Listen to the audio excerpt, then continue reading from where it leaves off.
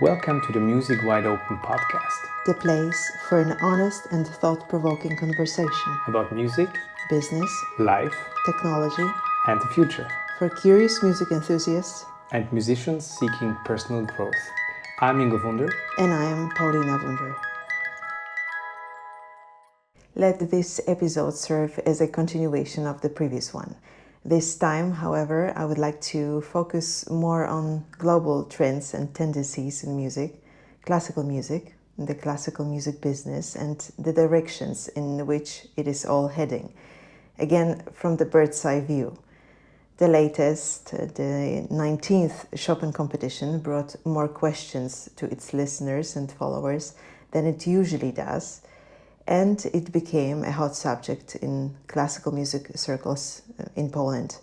One can read Chopin lost, or what's the future of this competition? There was much more surprise among the listeners, commentators, and the jury members themselves.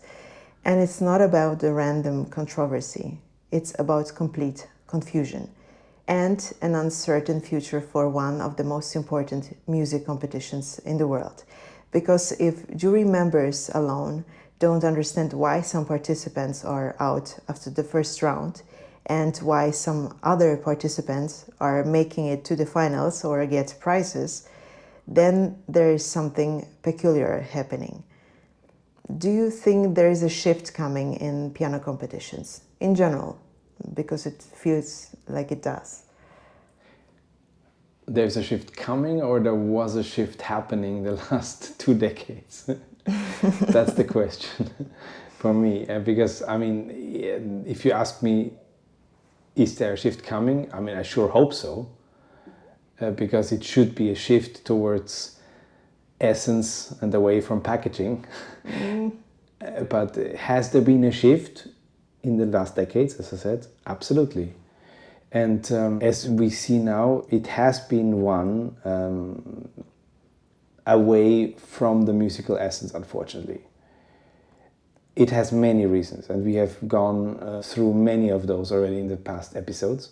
But now one sees it, and even, let's call it lay people, and I don't mean it in a bad way, I mean just the music lovers that listen to competitions and follow them, already start noticing. And of course, the professional circle, those with the senses open, have noticed that much earlier. But now it goes to the mainstream, so to speak.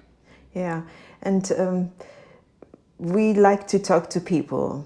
Some people even like to talk to us, so we know. So we know a thing or two, and we know for a fact that some very good young musicians aren't even admitted to competitions. And I'm not talking specifically about the Chopin competition here. I'm talking in general. It's not that they get eliminated after the first round. They are not even accepted to perform on stage or to show anything before the jury and audience. And I'm talking about people who can play very well, who understand music, whose playing is natural and logical. That was and should be enough to be accepted into a competition. Yeah, of course. Especially since when you see then later who actually gets in, there are often much worse players. Of course, and some of those examples that we know are even proper pianists playing on stage and having everything that one actually should have to play on stage, and they are not accepted. That's definitely due to many factors. There's a certain bias, some pre-screen bias or whatever. Who listens to the tapes? Are they listened to at all? Gatekeeping mechanics in some sense that, you know... We will talk about that a little bit later. Some are, you know, flawed in as we will come to. And this is definitely the reasons for it. There are also kind of networking pipelines, unfortunately. There always has been some kind of pedigree of the good tradition, which we will also come to. But as I already mentioned, and will still mention a couple of times this episode, probably it's more based on packaging now than on the essence. So and the effects now are that Well, the effect is the confusion that is exactly, happening more and more and the often. effect is also that people in these pipelines, networked pipelines, so to speak, get in touch with jury members, not for musical reasons, but for simply wanting to make it. And I think the system has gotten used to it, and that's why often you have just other aspects over musical quality or over substance. There's, of course, I mean, some people like to say, oh, that's music, you can't measure it, you can't measure art.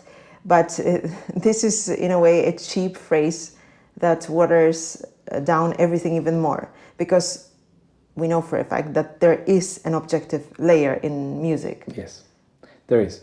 I mean, the problem is that if people lost the roots, then words lose their meaning. And this is what we call empty phrasing. So in that sense is that then everything becomes subjective, although it is not by default. I mean, in this world as it is now, in the competition world, as you asked if there's a shift, definitely the technique, which sort of is craft only, if you will, is the only objective thing, which is of course absolutely far from what music should be. But that's why technicians and people who are just playing the notes in an empty way and flat way are making it much more often into competitions and into prize winners than that was true in the past. Because the emotional and expressivity and effect on our nervous system, which used to be the objective factor in, of course, now many people will say, okay, how can the effect on nervous systems be objective? Of course, every nervous system will react slightly different, but there are objective codes and proportions and ratios in the musical story and music making, question answer, etc., that used to be the standard in the old good tradition. And there, of course, there are many ways how to do it, but there is an objective layer that always has been there, and it's eroding quickly. In the previous episode, we were talking about the changes as well, in a way, in society and in pianists as well. We were talking about pianists who can't play legato, or musicians who cut phrases or narration. And this way they show they haven't understood the music that they play. And somehow, although in the past these were basics actually, nowadays, well, these things are not always even recognized, and also by some so-called specialists. Yes, because we have already been down the spiral for too long. Like if this vicious cycle is going on for too long, then, you know, like with propaganda, if you repeat things very often they become true. Yes. And although they're not. And therefore many empty phrases that people use constantly sort of became true as a word for people, but the substance that used to depict that phrase is not heard anymore. And therefore people can say, oh, it was such a high level. Or people can say, oh, he's such a great pianist, without ever needing to explain what is a great pianist, what is the high level actually, what we are comparing it to.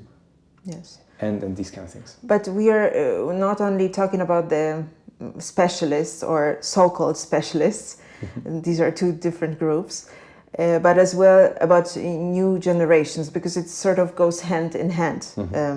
And for example, one thing here, in recent decades, more kids have started their piano adventure by playing an electronic keyboard rather than an acoustic piano or an acoustic upright piano, as it used to be in the past, because there were no electronic instruments. And this, for example, creates as well bad habits. One's touch is different, one's sound creation is different, and then you're exposed to that. So how can you have all these ingredients that the people, the musicians had in the past? And then on the other hand, the specialists and so-called specialists, they are as well exposed to this new wave. Absolutely. This is how the changes in life, also the speeds, also the what's important and what's not for a society in our times or in the past changed. It's just not the same anymore, but the music is the same. So this is why it's also a great substance to actually see these results, because I don't know if there are many things in life in other fields where you have actually the exact same substance, so i.e. the music, so Chopin's music, the composition layer, that went through so many decades untouched, so to speak. Of course, there are some changes in scores and stuff, but these are minor. So the music is the same, but the people are not. So the upbringings are not. The society, how we look at things is not the same. But yet the music stays the same, and that therefore one sees these changes a lot if one has still open senses. Well, that alone, what the young musicians of today were exposed to in terms of, for example, cartoons and music when they were small children. Exactly. This is another thing that influences your taste, your perception of music. Exactly. The first 7 years, and we see that now firsthand with our toddler. A small child already. Yeah, 3 he is at the time of recording. We see that we expose him to different things than other parents probably in our times do, because we know a thing or two about music. And this, I don't mean that from a high horse or arrogant. It's just in these old cartoons, as you say, for example, it's very clear how many musical. Not that he watches television, so much. No. But if he's exposed to, then he's rather watching or, in fact, listening. Because sometimes and often we let him listen to cartoons. So let him once watch 8 minutes and then listen to the same thing 3 times, and then he actually recognizes all the pictures just by listening to the sound. Anyway, it's a different story. But the quality of a musical, exactly. Yes. I just wanted, sorry to interrupt, because I wanted to say this: these musical building blocks that are the question answer, as I said, the narration, the variation of things, how naturally it's done. It's in old cartoons much better. And it's played by real musicians. Exactly. That's humanly played, exactly. Yeah. And this is also not there anymore. Yeah. And there you have another thing, for example, if your first 7 years of programming contains electronic music and MIDI... And it goes on already for the last 20 years, let's face it, this way, because this... Absolutely, or more even. I mean, started in the 90s, definitely. Late 90s, probably. So all these things, and now of course we have social media, we have growing economic pressures, we cannot forget that, the cult of being somebody without effort. Yes. This is all affecting younger people, and I'm just talking so stupidly, like I'm not that old either. I don't want to that we sound like old people. Yes, but everything was better in the past. No, it definitely was not, because it is so funny, because today I had this talk about tradition, and he actually said something very smart, that tradition is always in the present moment. Tradition is not static, the real tradition. Because it's evolving, it should be. It's not, if somebody is traditional in some sense, and it fits perfectly to classical music. I certainly am traditional in many ways, but I don't want the past back, because not everything has been best in the past. Well, in some things you are old-fashioned, that's another thing. But not everything was better in the past. No. You see, I wouldn't want the past back, because it was nice in the time where it was. But the essence of things has to be taken into the future. And some musicians would say, let's go forward. We are taking this tradition of the past and we make it modern, which is not entirely Yeah, but if you do that working. Without the actual musical essence, and if you just take the packaging, which is done on average, then you have the result that you have now. And as I said, even lay people are starting to notice. Which is maybe good, because there needs to be a change. Let's go back to music competitions, to piano competitions in this case, because you mentioned something at the beginning about networks, in that sense, business networks or jury networks. And there are so many piano competitions. They are growing like mushroom, really.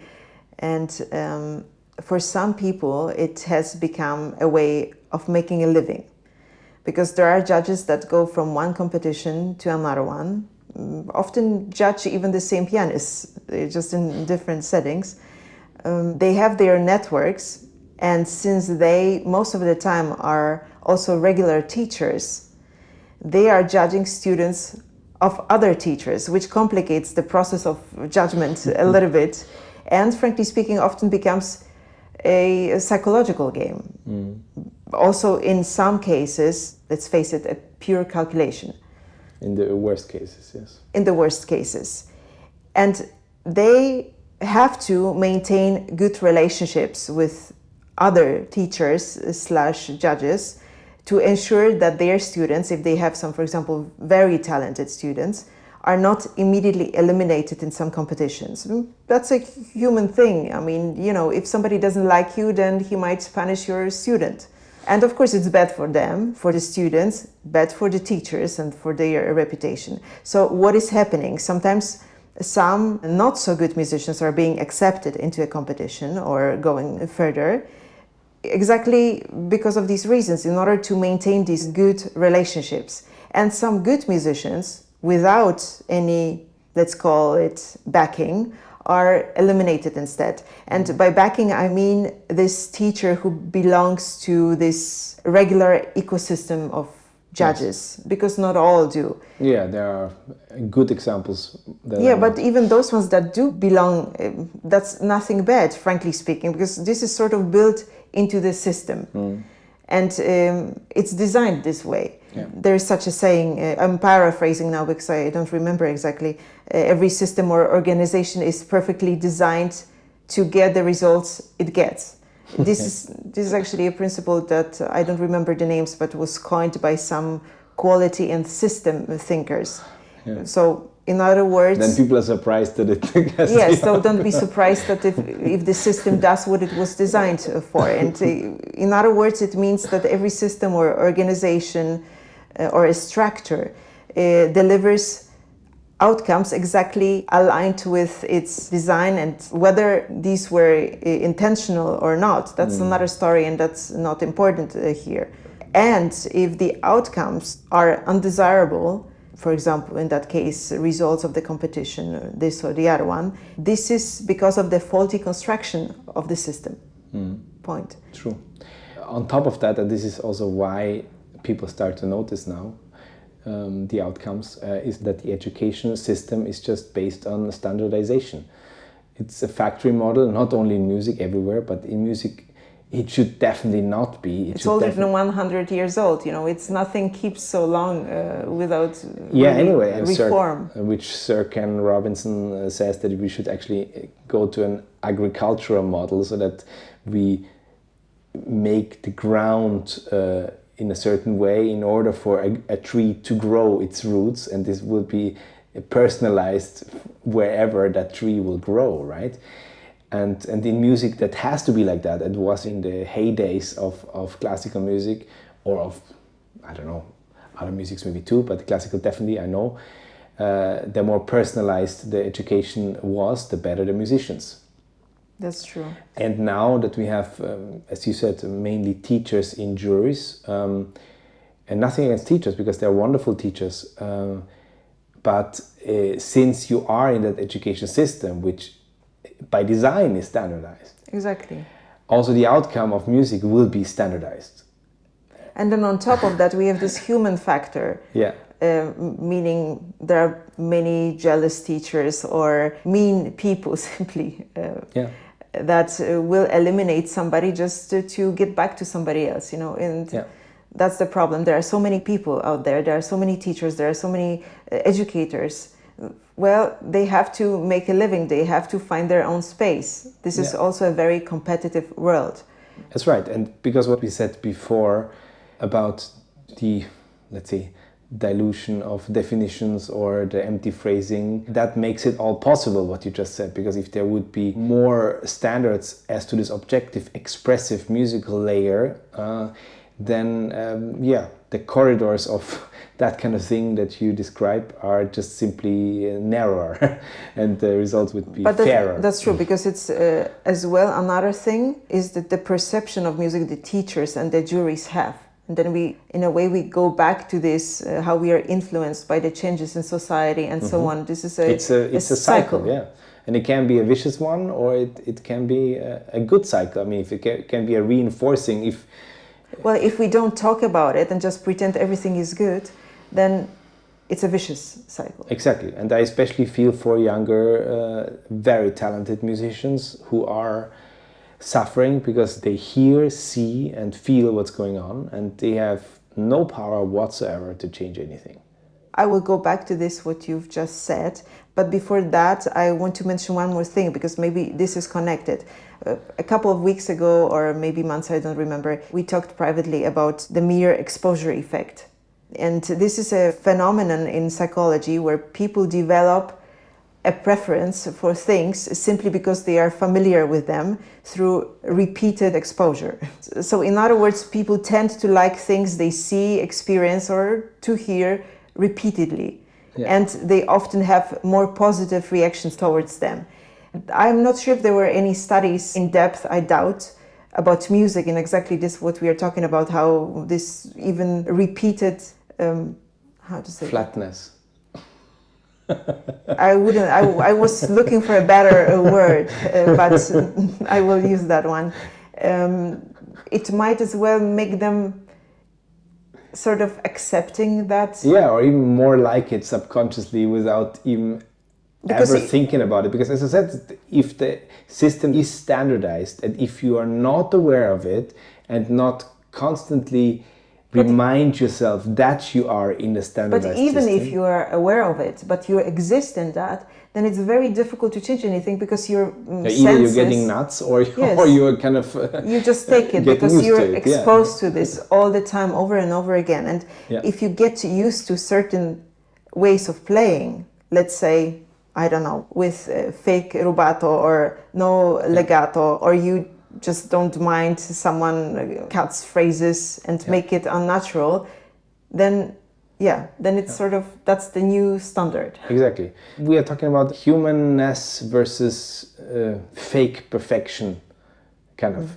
Perfection is definitely something different these days than it used to be in the past, in classical music, as I said.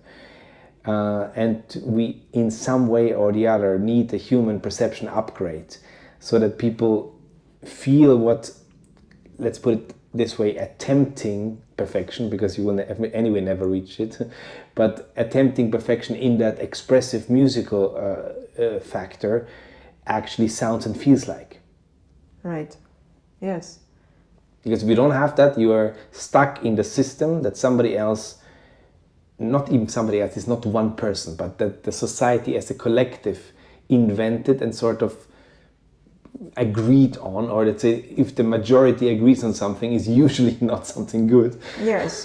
but this is what the system has become, and then it's the standardization that you hear, and you hear it in the results of this super talented young people, because it's very rarely the young people's fault. Yes. Because they just want to. Of course, it would be nice if you're aware or awake as young as possible so that you see what's going on, but one cannot ask that from 15-year-olds or 17, 18-year-olds to grasp how the whole thing works yet. But they feel, and I know they feel that something is wrong, but it's not their fault that it is wrong. They just try to do whatever the teacher, the maestro, the so-called one or the real one tells them, and they try to do their best. And they are talented young people. And you see what I mean? I feel for also those that are playing flat and that are kind of morphed into this machine. I feel for them too, because if they would be exposed to a different way of music making, maybe, I mean, some age, not, you know. Some... And some will just, but in such a dream system of mine, such people that don't have it wouldn't anyway go up, you see? But, you know, if they get awarded in any way or praised, then they don't see that there's anything wrong. That's the confirmation. Because I'm good, I'm great. Yeah, but that's the standardized education system that awards, at the end of the day, packaging over essence. This is what I said before. And the packaging, I mean, just perfect technique, very quickly played. And I mean, because technique, that's another thing. I mean, we mentioned that before, I think, but it's worth repeating, because there is this colloquial use of technique as... If I use the word technique, most of the people in the classical world will say, okay, he has quick skills, can play quick etudes and stuff. But that's not what technique is. Everything is technique. So if you play a musical phrase that is wonderful, or some shade that can only, I don't know, 0.0001% of any pianist can do, then you need the best technique ever, and people don't call that technique, although this is the actual technique for me. Yeah. Quick playing is not impressive for me, but well, I could call it musicality, because that lies in the musicality. Yeah, but it's the technique that does it. So you know what I mean. So, but to now, execute it with your fingers. But now this is what I mean. Technically talented, there are so many people, and young people, too many people. But if that gets awarded, then packaging is awarded over the essence. Which well, that's okay that it's being awarded, but if they lack a musical meaning or but this is what thought. I mean. Because this is mostly because nowadays you have to, in major competitions, you have to get a magnifying glass to get those who really have musical essence and feel. Who want to say something actually with music. Exactly. And you believe them, you listen to it, like put away the technique, some small mistakes. Yes. And that's just not right. You know, this has to be at least 50-50. Yeah. I mean. Yeah. Let's go back for a second to the Chopin competition 2025. By the way, does it feel awkward to you, a prize winner of this competition in 2010, to talk about the recent editions? It's weird, yes. It's weird because I never actually wanted to do that. I mean, if you would have asked me 15 years ago. But with the current state of music generally in our world, and with the looming threats of AI and all the things, I just need to. And I don't feel good about it, but I need to say what I think, because I really do love the institution that this competition is, as I said already earlier, let alone Chopin's music, and that it's celebrated that way. That's one factor which I love. But the other one is that it's really an amazing traditional thing that you have, as I said, the same compositional substance over 100 years, where the most talented people of the time put their willpower, their love, their passion in this to play it as good as they humanly can. I like that sort of stuff, because you see sort of the state of a society. Yeah, and it's going in a awkward direction. And therefore I have to speak out, yes. Okay, going back to the Chopin competition 2025. I am not really sure if you're aware of that or not, but neither the gold medalist nor the silver medalist this year received any special prizes. And this is really an anomaly for this competition, because it means, despite being awarded with the first and the second prizes, the jury did not consider them exceptional in any particular musical form. It means they didn't impress the jury to the point they could say, yes, according to us, you were truly the best in this or that. And that's really an anomaly. And I get it that this year's voting system was a bit experimental and controversial, and therefore so many surprises I mentioned already at the beginning. It's only a small competition, so you can experiment. Yeah, you shouldn't experiment, actually. You should make it clear for the jury members so that they know what they are doing. But that's another story. And of course, another thing is, I know that some people say, yeah, the results of competitions in general are often disappointing, but that's the nature of the competitions. Then I'm asking, so why competitions? To waste one's nerves? If even the basic rules, so the objective ones, how to play, what's good, what's bad, I'm simplifying now, are not applicable anymore? So we experience free fall. Yeah, we do. I mean, but the special prizes, I was not aware. I mean, there I could ironically say, well, at least one part of the system worked. but back to the judgment criteria. Let's say, because why it can happen that so many people see things so differently, although we actually judge something that is not so unknown. It would be a different story if everybody would play his own music, and then but we all play a composer where we have 100 years of competition history, where you have standards, and let alone what you said, that in music there are, in musical speech, expression, and that thing, there are objective factors that you can vote on, so to speak. And then you put the Chopin tradition on top, where there are absolutely objective things that you can vote on. And if there are so many completely different opinions, then you are right in asking the question, what makes a jury different to a normal member of the public? Yes, that is exactly it. And because everybody can say, I like it or I don't. yeah, and that is exactly the problem, because if this goes in this direction, then soon everything will be based on opinion and not on expertise. And I have to underline here that I don't say that in order to criticize the jury of the recent Chopin competition or any other jury, because frankly speaking, this is also a very uncomfortable situation for some of them. Those who mean good, who are honest, Absolutely. who are competent. And we're talking about not only about one competition, but it's a trend. It is a trend, yes. And because, again, here, the jury, because for those who meet the following two conditions, so one, who have no hidden agenda, because there are some that do, and two, who at the same time truly feel and understand the musical essence, such a free fall is, how to say that, pure sadness. Yeah, it's pain. It's pain, yes. Yeah, it is. And then you have to, in such competitions, sit there for almost a month and then realize after that, like, nothing makes sense anymore. Yeah.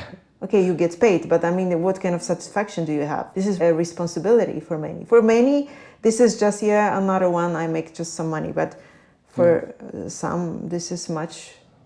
Well, this goes back to let's say, combating the empty phrases / dilution of definitions, and create, again, not create even, we just have to, discover them again, standards that people can agree on, and that people, professionals, I mean, that we know But is... You see, in order to do that, and now it's the time to do that actually, because of the technological development and standardization of everything, people have to talk. Mm-hmm. And they cannot fear. And what is the classical music circle? What we see, people fear to have opinions, because, I mean, public opinions, because they fear, for example, not being invited or re-invited. If they say, hey, I find it wrong, or this is not going the right direction, then next time, I don't know, either it's a competition or something else, they will not be invited because they are problem makers for many, although they want good. They are not problem makers. Yeah. They want just that everything makes sense. For sure, it also doesn't help that we live in times where we have so divided opinions, or cancel culture and these kind of things, because then people are just afraid of saying something controversial, even if it's true, because for the reason that you so just they said. try to make it everything soft. Let's say, don't say anything. And therefore nothing changes. And nobody's actually able to admit, hey, the king is naked. Also, the problem is that we kind of, due to this standardization, everything that we talked about so far, we have sort of an accepted by the majority, internationally recognized, let's call it, high-level playing style in piano, whatever it is, which is totally normalized, standardized, in the middle. And since all sort of play the same emotionally, flat, as we said, it's a free-for-all, as you said. And so in other words, you can give any points you want and let other factors that you also mentioned already decide often, which is absolutely devastating for young people, for these people who really care about music. Yes. I mean, I don't want to be mean here, because I don't want to say that somebody who plays what I call flat and quick and they're all notes and everything, that he doesn't care for music. Maybe he does care for music, but he understands something different when he uses the word music than when I use the word music. And this is exactly this dilution of definition. Everybody says like... And there will be 10 different people... Everybody says like, no, it's about music. But what does it mean? I'm asking. And this is what I mean by standards and definitions that we need. Because people need to actually... As somebody smart said lately as well, I don't recall where I heard that, but it's not the first time I heard it, that if somebody plays a quick etude, again, even quicker, then is that the new standard? of playing that kind of etude? Like, let's just underline, there's nothing wrong in playing quick etudes in a super tempo, because you're the one that actually can do that yourself. So this is... Yes, but old school pianists, for example, who had this musical essence still play extremely quick. So it's not about the tempo alone. But they were speaking through music. Exactly, but on average, and this is why I'm bringing up the speed, on average, the amount of people that can now play, I don't know, Opus 10-2, Opus 25-6 in Chopin. a horrendous speed. The amount of people that can do that now is much greater than the amount of people that could do that in 2000, early 2000s or 1990. But the computer can do that even quicker. Yes, but and also the pianos get much lighter now and stuff, because that's another thing, a person that played so quick in 1995 must have had a much different finger speed than people playing quick now. This is not to put people down now, because the pianos are just lighter.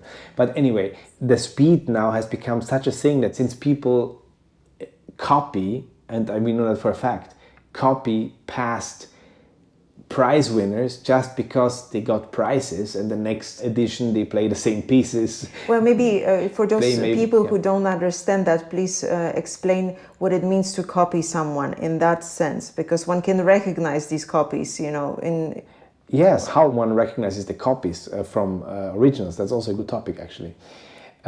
Usually it is because of these ratios, proportions, that if you, for example, recognize that, I'm not going on a bar level because that can be coincidence, but on a phrase level or on a longer phrase level, where you recognize a certain thing that has been done in the past, whether good or bad, by the way, and this is the problem. By someone, yes. Yeah, by somebody. So, for example, a past prize winner does something peculiar or something... Or something very good, Something very good, but unfortunately, lately it's not the case. But even good. No, but I want to talk about these people that actually they try to copy from someone from a very good interpretation. Okay, and for the sake of this explanation, yes, good or bad, doesn't matter.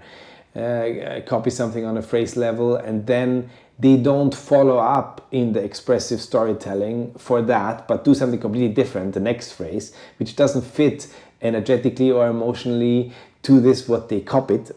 This is usually a thing to spot. They borrowed something. Oh, that is nice. So because if somebody does not borrow, if it's himself, then you never spot that, because he speaks. Yeah. Yes. And he... Even if something is the same in timing, if you just would measure it, it is not the same, because the narration is a different one. I would make a comparison to languages. So let's say somebody throws in a sentence in another accent. Yeah. Yes. So going by this example, I shouldn't speak on a podcast because my English accent is also mixed. But it doesn't matter, but we... But hopefully I'm true in my mix. No, this is not... I can say the same things about myself, but that's not the point. I want to make it more picturesque. Yeah. Or for example, you copy one part of a story, like you use whatever you... fairy tale or whatever, you take one sentence from one fairy tale and then you take the other sentence and have a completely different mood, completely different other fairy tale that you combine and you make it look like you just stitch it and you make it look like it's one. And some people are bravo, and you think what it was actually about. And this happens often. But anyway, this is what I mean by copying. So you see that people look at what was praised before. And nowadays with YouTube and everything streamed, it's just so easy. It wasn't that easy for a 1960 winner to know everything, what 1955 was done. Just 5 years before, yes. Yes, and now you just know everything, and you see that it goes quicker and quicker and quicker with this acceleration of copying. Which gives this fake feeling of, oh, that's easy, so I will just... Exactly. And it in fact gets easier. Yeah. In fact, if you are staying on the shallow level, if you're going on the musical essence level, it's not easy at all. But therefore, all these factors make it just more even, more standardized, more the same. And that would also explain why some people say, oh, the level was so high, as you said last time. Yeah, not maybe high, but even equal or... Yeah. Yes. But that is not only painful for young musicians who really feel... I know that all the musicians will say, I really feel this music is so important to me. And everybody says the same thing, basically. And everybody feels in his own way, but some people feel more than other ones. and you know that one is more truthful than the other one. Maybe it's also connected to intelligence, I don't know, musical intelligence, whatever. Yeah. But there are a lot of people, of course, young musicians that really feel, and then they get disappointed or kicked out from a competition or not even accepted. And they have to, yes, find their own way somehow forward, despite the circumstances being quite unjust to them.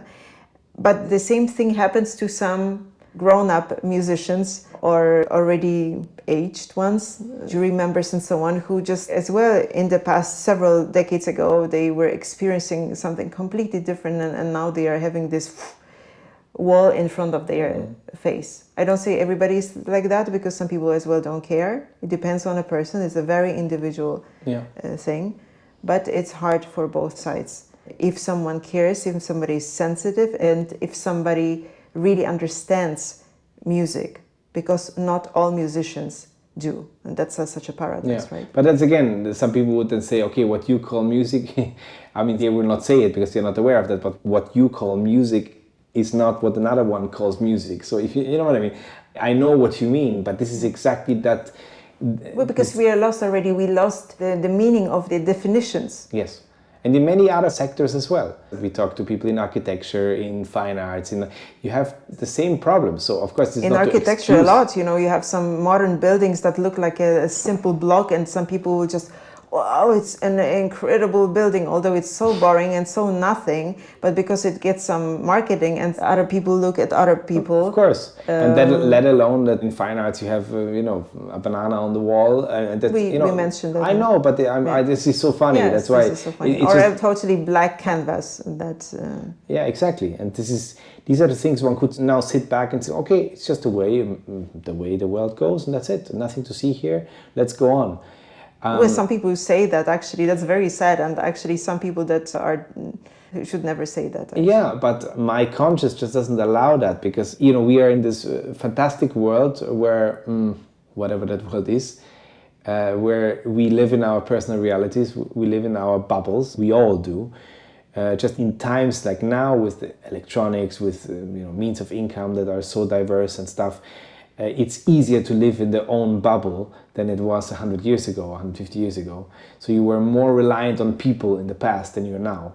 My point is, you can really go into your own bubble, which is dangerous in many ways, but which is also very nice. If, for example, say, okay, I can listen to the music that still has that musical essence, that quality, any time of the day. And in fact, I do that. Yeah. So I live in my own bubble. I have always great music around me.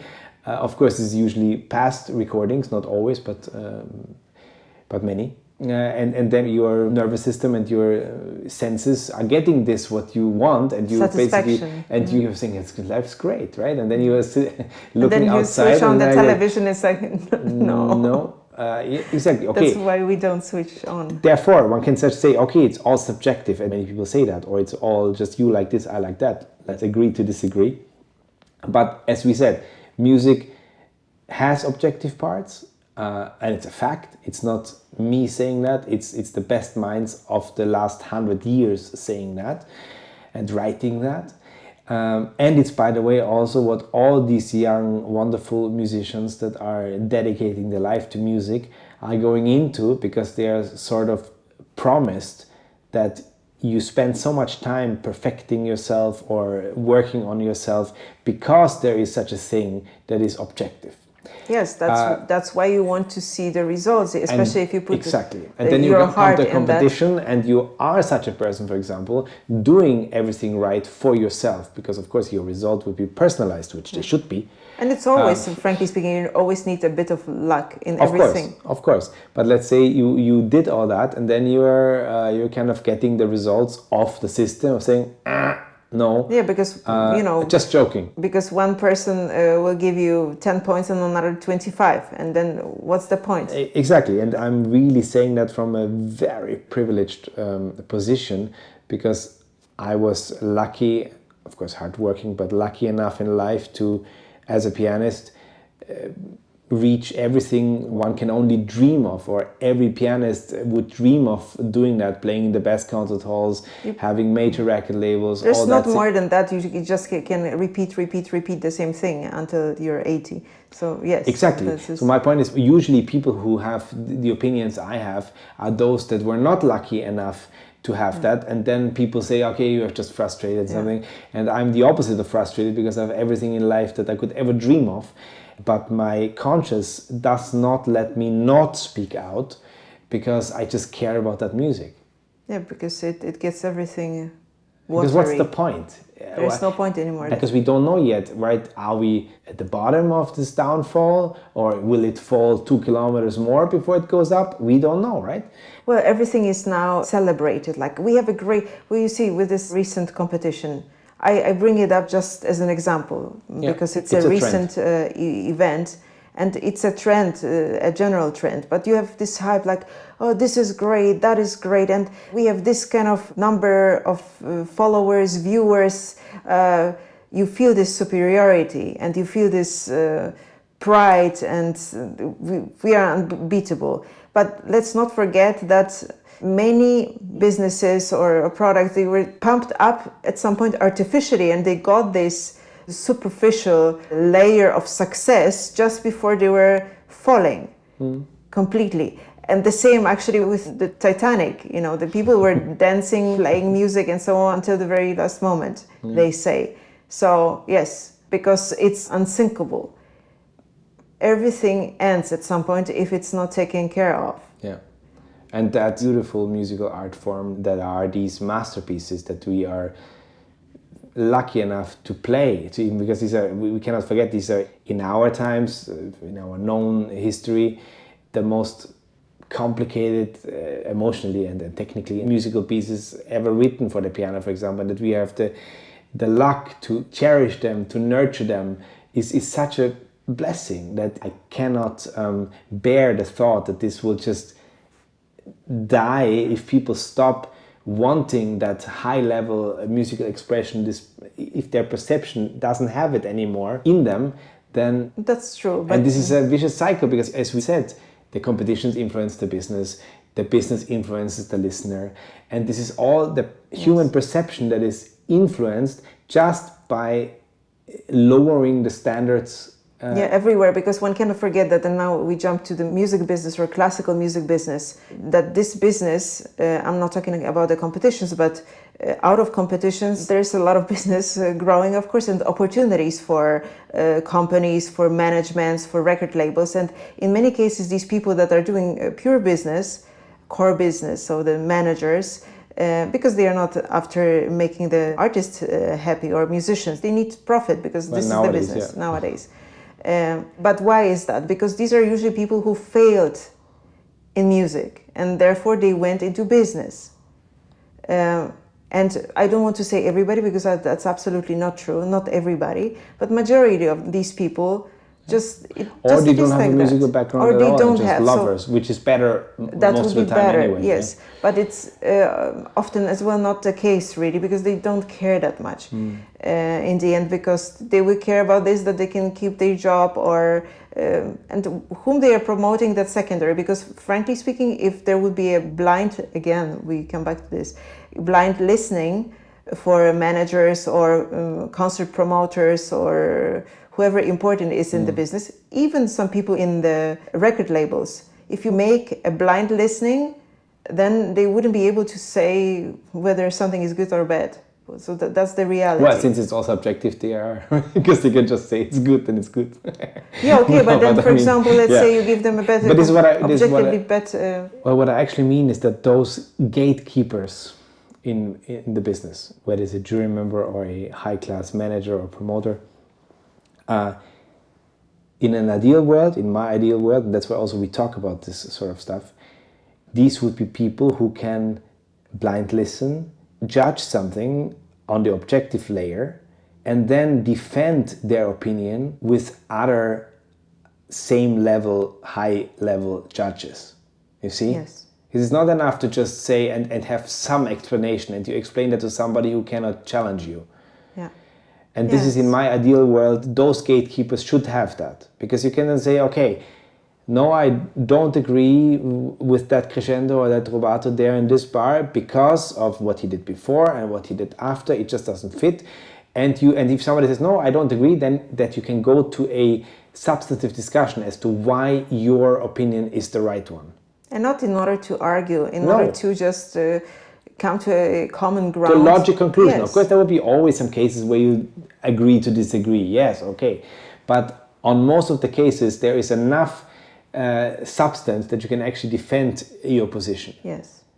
And I don't think that's done these days. And we have to get back to this. It's not done because, again, there is this fear, also here in the music business, that if you voice certain opinions or you challenge someone, then you get this negative reaction because a person feels inferior, insecure, because people know when they don't know much, and if they don't want to learn, because it's not a problem not knowing, but if you don't want to learn and you just want to have your positions. Or you're talking about honest jury members. This is what we need. No, I'm not talking only about the jury members. Actually, I was talking about people from the music business. Yeah, but okay, say honest gatekeepers. Because jury members are not necessarily from the same business. You see me? I mean, they have their own ecosystem, but they often don't understand the big picture, the business. Yeah, so then I meant honest gatekeepers, because this honesty should be exactly this. They're saying, no, I don't know much about that, and that's okay. Even if it's about a small detail of, there are so many things in music I have no clue about, or little clue about, and I have no problem to say,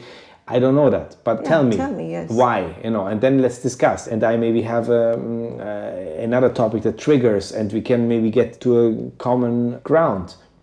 This is the discussions I would love to see in a competition or in anything. In anything, because I know, but you don't have, in a competition jury, you have the opportunity to talk about these kind of details. Yeah. If a manager selects somebody, okay, you usually don't have a jury panel or a gatekeeper panel. Well, they have their conferences where they do things that they shouldn't, but that's another story. Yeah, they don't talk about natural musical phrases there, I guess. They're talking about other things.